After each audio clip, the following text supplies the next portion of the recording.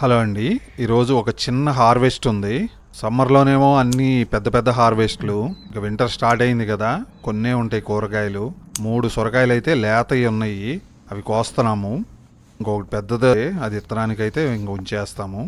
అలాగే ఇంకా గార్డెన్లో టమాటోలు కూడా ఉన్నాయి, చిన్నవి.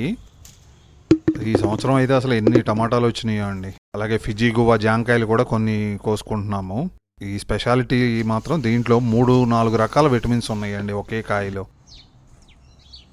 చాలా బాగుంటుంది పుల్లగా.